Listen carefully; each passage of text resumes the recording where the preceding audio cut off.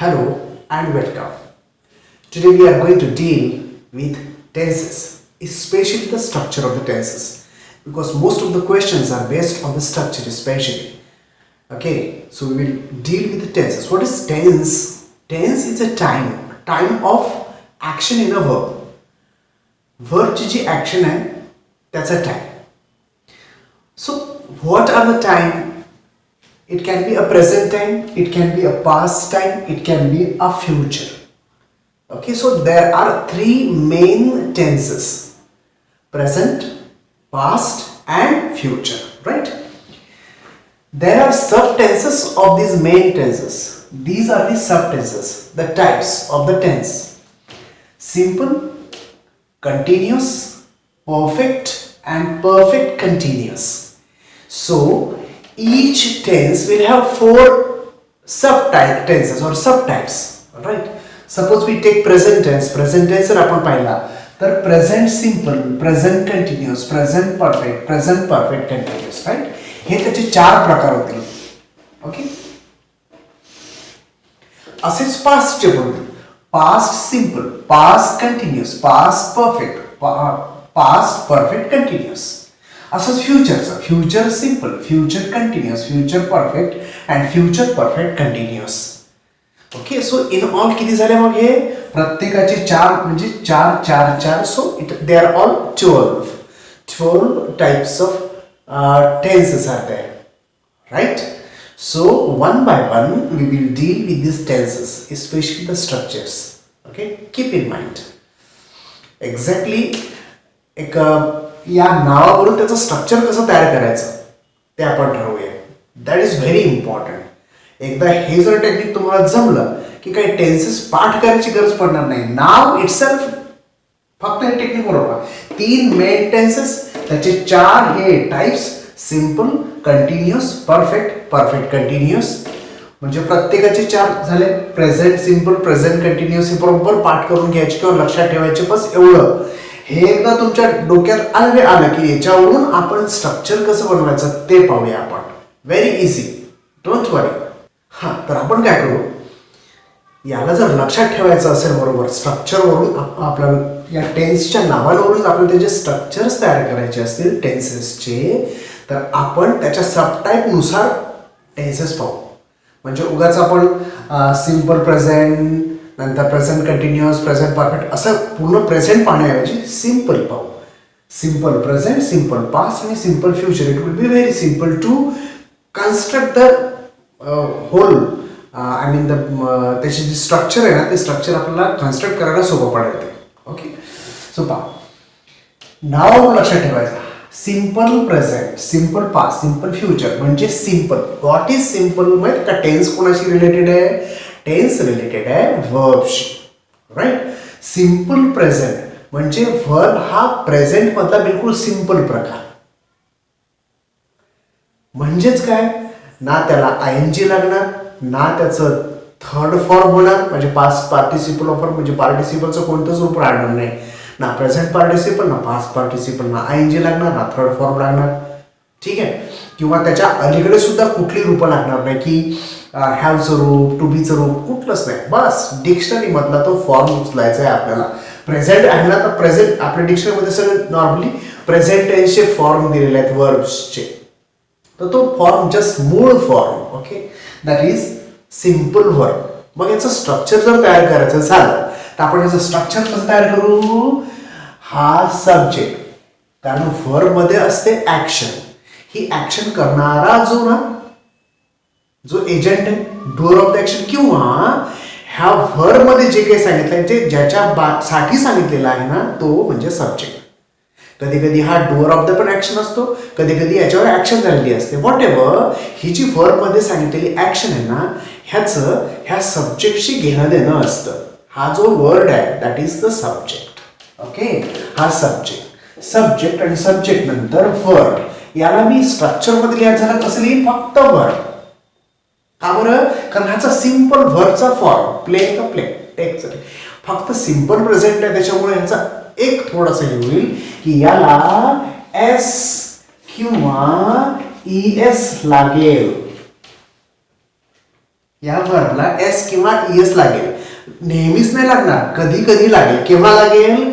जर हा सब्जेक्ट जर थर्ड पर्सन असेल, म्हणजे असं लिहिण्याऐवजी मी असं लिहितो, थर्ड पर्सन असेल आणि सिंग्युलर जर असेल, म्हणजे एक वचनी. सिंग्युलर जर हा सब्जेक्ट असेल, थर्ड पर्सन जर हा सब्जेक्ट असेल, तर ह्या वर्बला एस किंवा ईएस लागेल. फॉर एक्झाम्पल, प्ले हा वर्ब आहे आणि त्याच्या अलीकडे समजा प्ले हा वर्ब आहे आणि ह्याच्या अलीकडे जर मी ही ठेवतो, हा थर्ड पर्सन आहे आणि सिंग्युलर आहे, एक वचनी आहे, तर ही प्ले नाही होणार कधी, ही प्लेज होईल.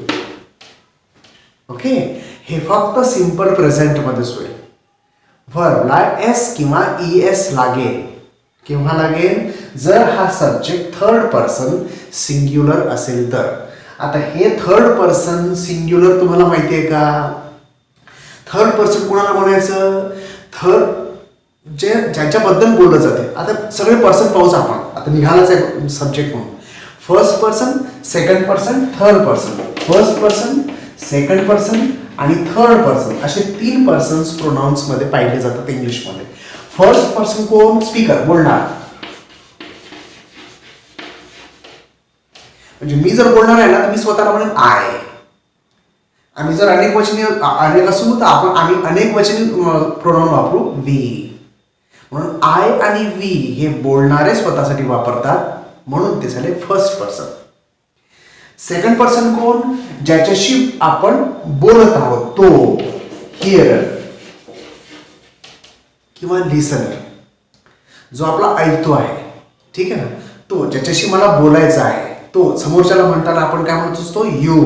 म्हणून याच्यातला यू झाला, हा झाला सेकंड पर्सन. इथे कोण झालं? आय आणि वी हे झाले first person. Okay, third person कोणाला म्हणायचं? फर्स्ट पर्सन आणि सेकंड पर्सन, मी आणि समोरचा हे जेव्हा बोलत आहोत त्यावेळेला ज्यांच्याबद्दल बोललं जातं हे तिसरे, जे बोलणारा आणि ऐकणारा नाहीत, हे तिसरे आहे ज्यांच्याबद्दल बोललं जाते. कधी त्याच्याबद्दल बोललं जाईल, ही बद्दल बोललं जाईल, कधी शी बद्दल बोललं जाईल, कधी इट बद्दल बोललं जाईल, कधी त्यांच्याबद्दल बोललं जाईल. ओके, हे सगळे आहे थर्ड पर्सन. ठीक आहे ना, हे ना ऐकणारे आहेत ना बोलणारे. ठीक आहे, म्हणून ह्याला म्हणायचं थर्ड पर्सन. याच्यात येतं आपल्याला पाहिजे थर्ड पर्सन.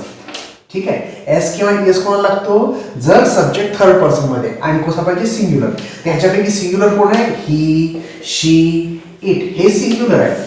म्हणून ह्यांच्या समोर जेव्हा वर्ब प्रेझेंट सिंपल मधला वर्ब असेल त्यावेळेला एस किंवा ईएस लागेल. हेच जर आय असेल फर्स्ट पर्सन प्रोनाउन तर एस लागणार नाही. म्हणजे हीच्या ठिकाणी मी समजा आय लिहितो तर आय प्लेज नाही होणार, आय प्ले. ठीक आहे, ह्या आयच्या ठिकाणी मी वी लिहितो तरी वी प्ले. सेकंड पर्सन मी वापरला समजा यू, यू प्ले. सिंग्युलर वापरला, थर्ड पर्सन वापरला, मात्र प्लुरल वापरला, सिंग्युलर नाही वापरला, हा दे, दे प्ले. याला एस किंवा ईएस लागणार नाही. एस किंवा ईएस कोणाला लागेल? फक्त ही, शी आणि इट. ओके, इथपर्यंत कळलं? म्हणून हा सब्जेक्ट आणि वर्ब. वर्ब कसा? बिलकुल सिंपल, म्हणूनच याला काय म्हटलं? Simple present. जसं उचल डिक्शनरी मधलं आणि बसली. Okay, this is simple present tense. Alright, एवढं क्लिअर? आता पुढे बघा, इथे आता फॉर्म्युला आपला कोणता झाला? S plus V. काही याच्यामध्ये ना, आता मी मोडतो, हा हे क्लिअर झालंय आपलं. काही याच्यामध्ये S plus V plus O असं लिहितात. ठीक आहे, तुम्ही जर काही ग्रामरची पुस्तकं किंवा इव्हन काही टीचर सुद्धा शिकवत असताना हे जेव्हा फॉर्म्युले लिहून देतात किंवा स्ट्रक्चर्स लिहून देतात ते म्हणतात S plus V plus O, S plus am is are plus V I N G plus O. सगळ्याची डिग्री ओ ओ ओ म्हणजे हा ऑब्जेक्ट ते मांडतात इथे, जो करेक्ट नाही. हा ऑब्जेक्ट इथे नेहमीच येत नाही. हा ऑब्जेक्ट फक्त एकाच कंडिशन मध्ये येतो, ज्या वेळेला हा वर्ब जर ट्रान्झिटिव्ह असेल तर. कसा असेल? ट्रान्झिटिव्ह. ट्रान्झिटिव्ह, इनट्रान्झिटिव्ह असे दोन वर्ब्स असतात. ट्रान्झिटिव्ह वर्ब कोणाला म्हणायचं? जर तो वर्ब स्वतःचा मिनिंगच कम्प्लीट करत नसेल तर त्याला कोणतरी लागतं मिनिंग कम्प्लीट करायसाठी. जे काही लागतं ना दॅट इज द ऑब्जेक्ट. आता एक एक्झाम्पल बघूया आपण. ही गिव्स, सिंपल प्रेझेंट आहे म्हणून आपण येस लावला, सिंग्युलर आहे. ही गिव्स हा वर्ब आहे, फायनाइट वर्ब आहे. आणि मी जर इथं फुल स्टॉप लावला तर त्याचं मिनिंग पूर्ण करतो का वर्ब? ही गिव्स तो देतो. काय वर्ब पूर्ण आपलं स्वतःचं मिनिंग कम्प्लीट करू शकत नाही जोपर्यंत तुम्ही काही मांडत नाही. ही गिव्स, इथं काहीतरी लिहा, मनी टू द नीडी. जे गरजू आहे त्यांना तो पैसे देतो. आता जेव्हा तुम्ही हे मांडलं मनी, तेव्हा कुठे ह्याचं मिनिंग पूर्ण झाला. हा कोण आहे? हा ऑब्जेक्ट आहे. मागे आपण व्हॉइस टेचर पाहिलंय ऑब्जेक्ट कसं ओळखायचा, व्हॉट किंवा ओमनी क्वेश्चन करायचा. पहा, ही गिव्स तो देतो. काय देतो? व्हॉट, काय देतो? मनी. ऑब्जेक्ट, बरोबर, हा ऑब्जेक्ट आहे. जोपर्यंत हा ऑब्जेक्ट तुम्ही मांडत नाही तोपर्यंत ह्या वर्बला स्वतःचं मिनिंग कम्प्लीट करता येत नाही. सो अशा टाईपच्या वर्बला म्हणायचं ट्रान्झिटिव्ह वर्ब्स. कोणते वर्ब्स? ट्रान्झिटिव्ह वर्ब्स. पण काही वर्ब्स असतात की जे स्वतःचं मिनिंग कम्प्लीट करतात. फॉर एक्झाम्पल आपण म्हटलं समजा बर्ड्स फ्लाय, झालं मिनिंग पूर्ण. हा वर्ब आहे. पक्षी उडतात. आता याच्या समोर जर मांडायचं झालं तर आपण म्हणू शकतो इन द स्काय. पण हा जो पार्ट आपण मांडलेला आहे इन द स्काय हा ऑब्जेक्ट नाही. कसा ओळखायचा ऑब्जेक्ट? याला व्हॉट किंवा ओमनी क्वेश्चन करायचा. पहा, पक्षी उडतात. काय पक्षी काय उडतात? आहे का हे आन्सर? नाही. किंवा हो, पक्षी कोणाला उडतात? हे तरी आन्सर येते का? नाही. याला नाहीच लागत याची गरज, कारण हा स्वतःचं मिनिंग पूर्ण करतो. म्हणून ह्या टाईपच्या वर्बला म्हणायचं इंट्रान्झिटिव्ह वर्ब. का आपण ट्रान्झिटिव्ह वर्ब का? कारण ते ट्रान्झिट करतात, मिनिंग ट्रान्झिट करतात ऑब्जेक्ट पर्यंत. हे मिनिंग ट्रान्झिट करत नाही, स्वतःपुरता कम्प्लीट करतात. म्हणून याला म्हणायचं इंट्रान्झिटिव्ह. ट्रान्झिट करणे, कन्व्हे करणे. हे आपल्यापर्यंत ठेवत नाही, मिनिंग कन्व्हे करतात समोरपर्यंत. म्हणून याला म्हणायचं ट्रान्झिटिव्ह वर्ब्स. हे इंट्रान्झिटिव्ह वर्ब्स. आता पहा, जर ट्रान्झिटिव्ह वर्ब असेल तरच ऑब्जेक्ट आलं ना. जर इंट्रान्झिटिव्ह वर्ब असेल तर ऑब्जेक्ट आलं का? येईल का? ऑब्जेक्ट नाही येणार ना. मग जेव्हा आपण फॉर्म्युला लिहितो त्यावेळेला त्या फॉर्म्युलामध्ये जे काही मांडलेलं आहे आपण ते सगळ्यांना लागू असतं. मग हे जर सगळ्यांना लागू नाही तर आपण हे स्ट्रक्चरमध्ये मांडू का? नाही मांडणार. म्हणून ह्याला कधीच नाही लिहायचं असं, फक्त एवढंच लिहायचं एस प्लस पी, बस झालं. ठीक आहे. हा झालं, हे झालं स्ट्रक्चर. कशाचं स्ट्रक्चर झालं? सिंपल प्रेझेंटचं स्ट्रक्चर झालं. राईट, कळलं? आता समजा आपण एखादा सब्जेक्ट इथे ठेवला, सब्जेक्टच्या ठिकाणी एखादा सब्जेक्ट ठेवला. फॉर एक्झाम्पल सब्जेक्ट म्हणजे सेंटेन्स कसं बनतं पहा. एखादा ठेवला फॉर एक्झाम्पल ही, एखादा वर्क ठेवला वर्क. आता हा सिंपल प्रेझेंट असल्यामुळे आणि हा सिंग्युलर थर्ड पर्सन असल्यामुळे आपण लिहितो येस ही वर्क्स. एखादं समज इन द फॅक्टरी, तो फॅक्टरीमध्ये काम करतो. हे झालं आपलं सिंपल प्रेझेंट मधलं फॉर्म. स्ट्रक्चर कसं तयार करायचं कळलं? प्रेझेंट मधला सिंपल वर्ब, प्रेझेंट टेन्स मधला सिंपल वर्ब जसा आहे तसा वर्क वर्क. फक्त काय आहे याच्यामध्ये? एस किंवा एस, ते किंवा थर्ड पर्सन सिंग्युलर. बस सरळ फक्त वर्ब सिंपल आहे म्हणून हे वर्ब सिंपल आहे म्हणून म्हटलं सिंपल प्रेझेंट. आता हे सिंपल पास्ट जर करतो तुम्हाला काय करावं लागेल? फक्त ह्या वर्बचा पास्ट टेन्स मधला फॉर्म करावा लागेल. म्हणजे याचं स्ट्रक्चर कसं होईल? S plus past tense of verb झालं. पास्ट टेन्स ऑफ वर्ब म्हणजे आता इथं वर्क घेतलंय, याचा पास्ट टेन्स केला वर्क्ड. ना याच्या अलीकडे वॉज लावलं, ना वेअर लावलं, ना आयएनजी लावलं, ना काहीच. फक्त जस्ट पास्ट टेन्स. म्हणून ह्याला काय म्हटलं? Simple past. म्हणजे जस्ट पास्ट जो वर्ब असेल त्याचा जस्ट पास्ट. टेक च टूक, रिंग च रॅन, स्विम च स्वॅम, प्ले च प्लेड. बस हाच verb. Simple verb form, simple past मधला वर्ब फॉर्म. म्हणून त्याला म्हटलं सिंपल पास्ट. मग आता आपण हे जर करतो हे कसं होईल मग सब्जेक्ट घेतला समजा ही, आता ह्या वर्क्स इथे घेतलं होतं मात्र इथे काय करावं लागेल worked in the factory, in the factory. Okay. So आता थर्ड तिसरं आहे आपलं फ्युचर.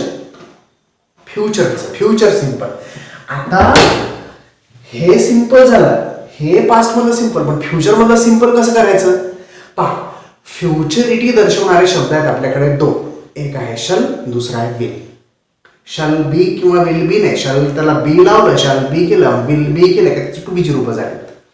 फक्त शल आणि विल हे फ्युचरिटी दर्शवतात. मग व्हर्बला जर फ्युचर मध्ये टाकायचं असेल तर त्या व्हर्बच्या आधी लावायचं फक्त शल किंवा विल. म्हणून आता स्ट्रक्चर जर तयार करायचं झालं तर आपलं कसं तयार होईल, एस घेऊ आपण पहिल्यांदा आणि फ्युचरिटी दर्शवणारे शब्द कोणते आहेत, शल किंवा विल आणि त्याच्यानंतर वर्ब झालं.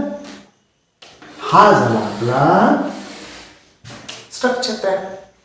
आता ह्या स्ट्रक्चरवरून आपल्याला जर सेंटेन्स तयार करायचं तर आपण समजा सब्जेक्ट घेतला की वर्बचं रूप वापरायचं आहे, त्याच्या अलीकडे लागेल विल किंवा शल, बरोबर आहे. आता ही च्या समोर लागेल विल, तुम्हाला माहिती असेल आय आणि वी च्या समोर लागतो शल, बाकी सगळ्यांच्या समोर लागतो विल. जर सर्टन्टी दर्शवत असेल तर सगळ्यांच्या समोर लागतो विल, पण फक्त फ्युचरिटी दर्शवायची असेल तर आय आणि वी च्या समोर शल, बाकी सगळ्यांच्या समोर विल. ठीक आहे. सो ही च्या समोर लागलं विल आणि त्याच्यानंतर फक्त क्रियापदाचं मूळ रूप आपलं वर्ब कोणतं आहे work. He will work in the factory. झालं आपलं सेंटेन्स तयार. हे स्ट्रक्चर कसं झालं कळलं ना. सिंपल फ्युचर म्हणजे फ्युचर दर्शवणारे फक्त शब्द टाकले कोणते शाल आणि विल फ्युचर दर्शवणारे, त्याच्यासमोर वीचं म्हणजे क्रियापदाचं मूळ रूप बस. असे स्ट्रक्चर तयार करायचे. ओके. आता पाहू आपण कंटिन्युअस स्ट्रक्चर्स कसे तयार करायचे. ठीक. पहा कंटिन्युअस म्हटलं है ना, present continuous, past continuous, future continuous, तीन कंटिन्युअस. तर कंटिन्युअस स्ट्रक्चर कसं तयार करू आपण. कंटिन्युअस म्हटलं की कधीही आयएनजी लागेल. हे जे क्रियापदाला आयएनजी लागते ना, वर्बला जेव्हा आयएनजी लागते ना, that आयएनजी shows that the process is continuous. He continuous process आहे दर्शवते आयएनजी कधी. म्हणजे कंटिन्युअस जर दर्शवायचं असेल वर्ब त्याला आयएनजी लावायचा. व्हर्बला जर आयएनजी लागला तर त्याला मूळ नुसतं आयएनजी फॉर्म ऑफ वर्ब हा कधीही फायनाईट वर्ब होत नाही. म्हणून त्याला जर फायनाईट वर्ब करायचं असेल तर त्याच्या अलीकडे टू बीची रूपं लागतात. कशाची, टू बीची रूपं लागतात. आता आपल्याला कोणता टेन्स पाहिजे, प्रेझेंट कंटिन्युअस. मग आता टू बीची कोणती रूपं घेऊ आपण, प्रेझेंट टेन्स मधली.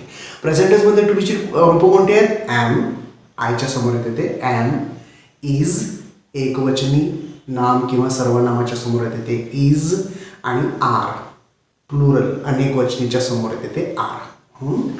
टू बीची रूपं आपण घेऊ प्रेझेंट टेन्स मधली एम किंवा इज किंवा आर आणि ह्याच्या अलीकडे घेऊ आपण सब्जेक्ट.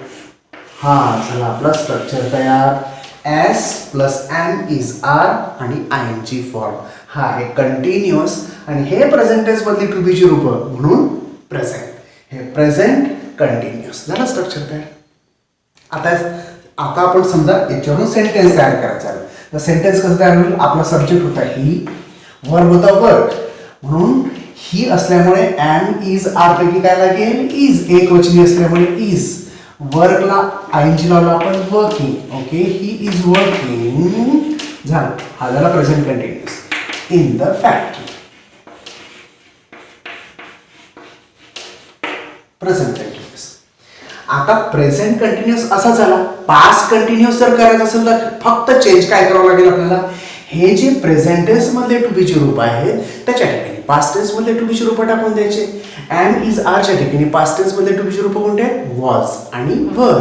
ओके. ते टाकून द्यायचे. म्हणजे आपलं हे स्ट्रक्चर कसं होईल, एस प्लस टू बीची रूपं कोणती घेऊ आपण इथे, वॉज ऑर वर plus I N G form of verb. Okay. and this is the structure of past continuous. हे past आणि हे continuous, right? So this is past continuous structure म्हणून आपण सेंटेन्स म्हणून आपण ही आपला सब्जेक्ट आहे. आता आपल्याला पाहिजे टू बी सुरू वॉज की वेअर. आता हा सिंग्युलर असल्यामुळे काय येणार वॉज. वॉज हा सिंग्युलरच्या समोर, वर हा प्लुरलच्या समोर, म्हणून ही वॉज. आता पाहिजे आयएनजी फॉर्म. आपला वर्ब आहे वर्क, त्याला आपण लावला आयएनजी. He was working in the factory. झालं आपलं सेंटेन्स तयार. ओके, हा पास्ट टेन्स वॉज आणि हा आयएनजी पास्ट कंटिन्युअस. Future continuous. आता फ्युचर कंटिन्युअस करायचं तर काय करू, फक्त टू बी सुरू बदलू, ते फ्युचर मधलं घेऊ. वॉज वर किंवा एम इज आर हे प्रेझेंट मधलं होतं, हे पास्ट मधलं. फ्युचर मधलं काय राहील, शॅल बी विल बी. हे टू बीची रूप फ्युचर मधली आहेत. तर बस याच्या ठिकाणी शॅल बी विल बी टाकलं की आयएनजी फॉर्म आहेस मग तिकडे. आणि आपला सेंटेन्स कसं बनेल, आपलं स्ट्रक्चर कसं बनेल, S plus shall be or will be plus ing form of verb. This will be the construction. आता याचं सेंटेन्स तयार करायचं. सब्जेक्टच्या ठिकाणी आपण घेऊ समजा ही आहे म्हणून इथे will be. Okay, will be झालं टू बी जरूर. आता पाहिजे आयएनजी फॉर्म. हा आयएनजी फॉर्म आपला वर्ब आहे वर्क, म्हणून इथे करू आपण वर्क, त्याला घेऊ आपण आयएनजी फॉर्म मध्ये. He will be working in the factory. So this is future continuous. आता पाहू की परफेक्टचे स्ट्रक्चर्स कसे तयार करायचे. परफेक्ट टेन्सचे present perfect, past perfect, future perfect. Okay, आता परफेक्ट. परफेक्ट म्हटला की वर्बचा थर्ड फॉर्म पाहिजे, म्हणजे पास्ट पार्टिसिपल ऑफ वर्ब पाहिजे. Right, past participle of verb. यालाच आपण काय म्हणतो दुसऱ्या भाषेमध्ये, वर्बचं तिसरं रूप. पुढच्या याच्यामध्ये मी V3 लिहिणार, पहिल्या याच्यामध्ये कारण त्याचं grammatical name past participle of verb आहे. थर्ड फॉर्म आहे. ठीक आहे, परफेक्ट म्हटला की क्रियापदाचा तिसरं रूप आलंच पाहिजे. क्रियापदाचं तिसरं रूप जर येत असेल तर नुसतं क्रियापदाचं तिसरं रूप हे फायनाईट वर्ब नाही. त्याला फायनाईट रूप जर द्यायचं असेल, म्हणजे पूर्ण वर्ब जर बनवायचा असेल, तर आपण त्याच्या अलीकडे हॅवचं रूप घेत असतो. याच्या आधीचा जो कंटिन्युअस होता ना, तेव्हा वर्बला आयएनजी लागत होतं. त्याला फायनाईट रूप द्यायसाठी आपण त्याच्या अलीकडे टू बीचं रूप घेतलं. टू बीचं रूप आणि आयएनजी फॉर्म, हा झाला फायनाईट फॉर्म. इथे काय करायचं, इथे आयएनजी फॉर्म नाही लागणार परफेक्टमध्ये, परफेक्ट टेन्सेसमध्ये. परफेक्ट टेन्सेसमध्ये लागेल क्रियापदाचं तिसरं रूप, आणि इकडे टू बीचं रूप नाही लागणार, इथे लागेल हॅवचं रूप. ठीक आहे, याच्या अलीकडे लागतील हॅवची रूप. आता आपल्याला हॅवची रूप कोणती पाहिजे, प्रेझेंट टेन्स मधली. आता प्रेझेंट टेन्स मधली हॅवची रूप आहेत दोन, हॅव आणि हॅज. म्हणून इथे लागेल हॅव किंवा हॅज. याच्यापैकी जो हॅव आहे ना, हा हॅव आयच्या समोर, म्हणजे फर्स्ट पर्सन सेकंड पर्सनच्या समोर, आणि अनेक वचनी जेवढे काय मग दे हॅव किंवा अनेक वचनी जेवढे नाउन्स आहेत त्याच्या समोर लागेल हॅव. आणि हा जो आहे ना, हा थर्ड पर्सन सिंग्युलरच्या समोर. जसं एस लागतो ना, तसा हॅज. ऍक्च्युली हॅज हा हॅवला लागलेला एसच आहे. ऍक्च्युली ते सुरुवातीच्या काळामध्ये हॅवच होतं, HAVES, पण ते टंग ट्विस्टिंग हळू इंग्लिशमध्ये कमी केलं आणि त्याचं निवड हॅज केलं. ओके, सो दिस इज, हा एस लागलेलाच आहे. ठीक आहे, म्हणून सिंग्युलर अँड थर्ड पर्सनच्या समोर लागेल हॅज, बाकी सगळ्यांच्या समोर लागेल हॅव, आणि याच्या आधी लागेल subject. S plus have or has plus past participle of verb. This is the structure of present perfect tense. ठीक, आता आपण याचं सेंटेन्स तयार करू. आपला सब्जेक्ट कोणता होता, ही. आता ही थर्ड पर्सन सिंग्युलर असल्यामुळे त्याला काय लागेल, हॅज, म्हणून इथे घेतला आपण हॅज. आता काय पाहिजे आपल्याला, पास्ट पार्टिसिपल म्हणजे थर्ड फॉर्म पाहिजे. वर्क आपला वर्ब आहे, वर्कचा थर्ड फॉर्म काय, वर्क्ड, म्हणून वर्क्ड. ही हॅज वर्क्ड, समोरचा आहे in the factory. He has worked. So this is present perfect. He has worked, याला वर्क्ड असं म्हणायचं. हा जो ईडी असतो ना, याचं प्रोनाउन्सिएशन करत असताना असा जो जीभ लावायची वरती सोडायची, वर्क्ड असं करायचं. वर्कड असं नाही म्हणायचं, है ना. वर्कड असं नाही. प्लेड बरोबर आहे, तो डी येतो, प्रॉमिनंटली येतो, पण याच्यातला डी नाही, शेवटी ट येतो. पहा, वर्कड असा येतो. म्हणून उच्चार करत असताना मग तसे उच्चार करायचे अशा वर्ब्सचा पास्ट टेन्स किंवा थर्ड फॉर्म करत असताना. He has worked in the factory. So this is present perfect. आता प्रेझेंट परफेक्ट करत असताना आपण काय केलं, थर्ड फॉर्म त्याच्याकडे हॅवची प्रेझेंट टेन्स मध्ये रूप वापरली. आता पास्ट परफेक्ट जर करायचं असेल तर आपण काय करू, आपण काय करू, ह्याच्या ठिकाणी हे जे प्रेझेंट टेन्स मधले हॅवचे रूप वापरली, ह्याच्या ठिकाणी पास्ट टेन्स मधले हॅवचं रूप वापरू. आणि पास्ट टेन्स मधलं हॅवचं रूप एकच आहे, कोणतं, हॅड. म्हणून कसं होईल स्ट्रक्चर आपलं, S plus had plus past participle of or V3. म्हणून हा झाला आपला फॉर्म्युला. आता ह्याच्यावरून आपण बनवू सेंटेन्स. एसच्या ठिकाणी आपण वापरला हिच्या समोर काय येईल, हॅड. वर्डचा थर्ड फॉर्म काय आहे, worked. He had worked in the factory. So this is past perfect. आता हे जर फ्युचर परफेक्ट करायचं असेल तर आपण काय करू, कोणता चेंज करू, फक्त एकच चेंज करायचं आपल्याला. कुठला चेंज, त्याच्यामध्ये फक्त जे हॅवचं रूप आहे ते फ्युचर मधलं वापरू. आता फ्युचर दर्शवलेले आपण काय वापरतो, शाल आणि विल. त्याच्यासमोर have, shall have, will have, हे दोन हॅवची रूप आहेत फ्युचर मधले. मग आपलं स्ट्रक्चर कसं बनेल, S plus shall have or will have plus past participle of verb म्हणजेच क्रियापदाचं तिसरं रूप.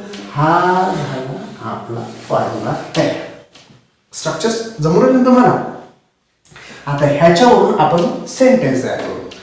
आपला सब्जेक्ट कोणता होता, ही आहे म्हणून शाल विल पैकी काय, विल हॅवचं रूप म्हणजे will have, he will have. आणि क्रियापदाचं तिसरं रूप worked, he will have worked in the factory. This is future perfect. हा फ्युचर आणि हा परफेक्ट. परफेक्ट म्हटलं की थर्ड फॉर्म. थर्ड फॉर्म म्हटलं की त्याच्या अलीकडे कधीही हॅवचं रूप. प्रेझेंट टेन्स असेल तर प्रेझेंट टेन्स मधले हॅवचे रूप. पास्ट परफेक्ट असेल तर पास्ट मधलं हॅवचं रूप हॅड. हे बाकी कॉमन आहे. शेवटी क्रियापदाचं तिसरं रूप. फ्युचर परफेक्ट असेल तर शॅल हॅव, विल हॅव, हे हॅवचे रूप. त्याच्यानंतर V3. ओके. आता लास्ट प्रकार, perfect continuous. Present perfect continuous, past perfect continuous, future perfect continuous. Okay, 3 perfect continuous पाहायचे आपल्याला. याचं स्ट्रक्चर कसं बनवायचं पहा. ठीक आहे, बरोबर लक्षात ठेवा मित्र. आपण जसं म्हटलं होतं सर, कंटिन्युअस म्हटलं की क्रियापदाला लागते ING, वर्बला लागलं ING. कंटिन्युअस आहे आपण. पण नुसतं ING जमत नाही, त्याच्या अलीकडे पाहिजे टू बीचं रूप. म्हणून याच्या अलीकडे लागेल टू बीचं रूप. प्रेझेंट टेन्स मधलं ॲज आर नाही लागणार इथं, कारण नुसता हा सरळ प्रेझेंट कंटिन्युअस आहे, परफेक्ट कंटिन्युअस आहे. म्हणून याच्या अलीकडे लागेल टू बीचं रूप तर लागेल. पण परफेक्ट आहे म्हणजे काय असते, क्रियापदाचं तिसरं रूप पाहिजे असते परफेक्टला. मग ह्या टू बीचं तिसरं रूप आपण इथे टाकायचं, बीन. झालं, याची कंडिशन पूर्ण झाली. कंटिन्युअस आणि टू बीचं रूप. परफेक्टची कंडिशन पण आपण पूर्ण करतोय, क्रियापदाचं तिसरं रूप. राईट. आता तिसरं रूप जर असेल तर इकडे पाहिजे हॅवची रूप. म्हणून प्रेझेंट टेन्स आहे म्हणून याच्या इकडे हॅवची रूप लागतील 2, हॅव ऑर हॅज. याच्या अलीकडे लागेल सब्जेक्ट. झालं, हे आपलं स्ट्रक्चर तयार.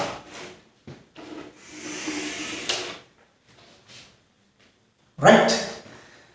पुन्हा एकदा, कंटिन्युअस आहे म्हणून क्रियापदाला ING, क्रियापदाला ING लागेल म्हणून त्याच्याकडे टू बीचं रूप. परफेक्ट आहे म्हणून टू बीचं तिसरं रूप घेतलं आपण, कारण परफेक्ट मध्ये क्रियापदाचं तिसरं रूप लागते म्हणून तिसरं रूप.